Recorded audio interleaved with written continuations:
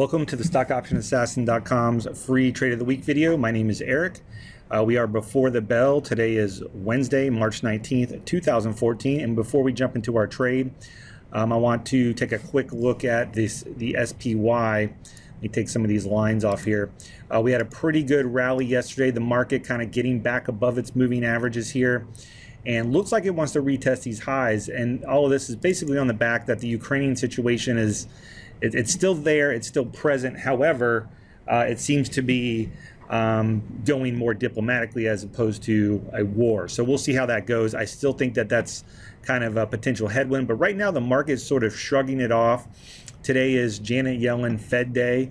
And so this afternoon, there's going to be some announcements from her, and we'll kind of see how the market trades from there. The market itself looks pretty good. I think, personally, I don't think Yellen's going to say anything that's going to derail this. I think we'll probably retest these highs, and then, we'll see what happens. You can see our indicators. We have this little dip, kind of oversold here on the DMI. Everything's kind of starting to turn back up, so we'll see if we can kind of get going again. The trade that I want to look at today is in NFLX. And Netflix is kind of, it's one of those stocks that tends to do its own thing. It did hit a 52-week high not too long ago. It actually held up pretty well during the sell-off, but really hasn't participated in the bounce back over the last few days. So I'm not bearish on Netflix. However, I'm not sure if Netflix is going to break out with the rest of the market. I don't think, however, that Netflix is going to completely break down either. So what I'm looking for is a put spread, a put credit spread for April options.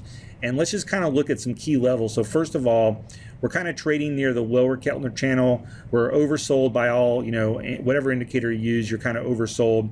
So what I'm looking for is Netflix to sort of hold some of these support levels. So the first one we're going to be coming into possibly today, depending on how the Fed thing goes, is this about, we'll call it 412.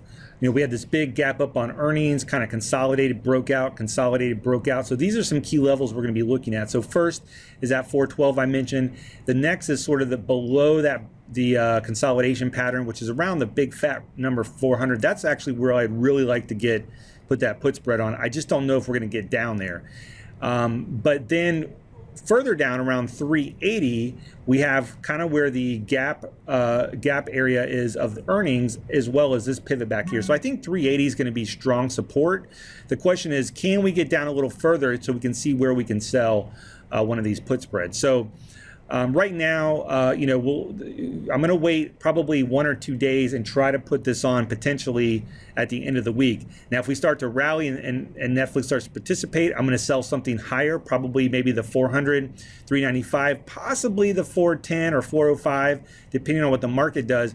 But if we start to sell off into the end of the week, then I'd be looking to put on something lower around the 380. So it's kind of a, we kind of need to see what the Fed says and the market reaction.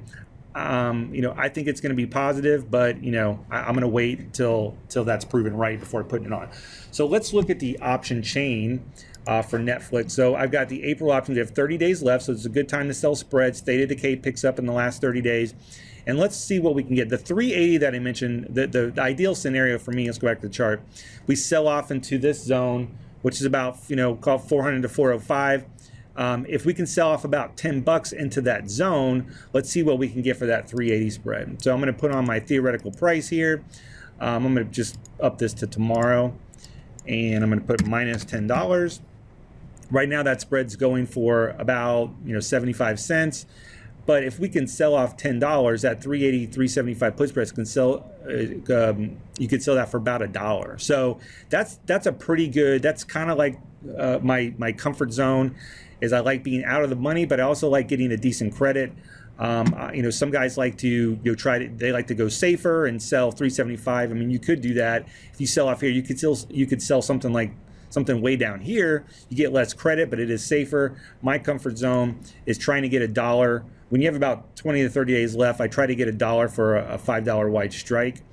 And so that's what I'm looking at. So now, if let's say the market does not sell off $10, let's just say it goes up by $10, and that's still negative. Let's put up by $10. You can see that that 380 spread is only going to be worth about 50 cents. Okay, so at that point, we would want to sell something a little bit higher.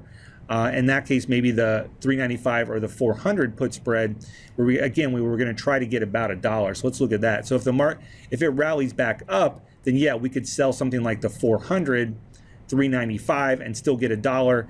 But that's with the idea that the market is going to be moving higher. So let's, we're going to give it a few hours. This is something I'm looking to put on possibly Thursday or Friday. I'm probably not going to do it today. We'll see how the true market reaction after the Fed typically is the next day.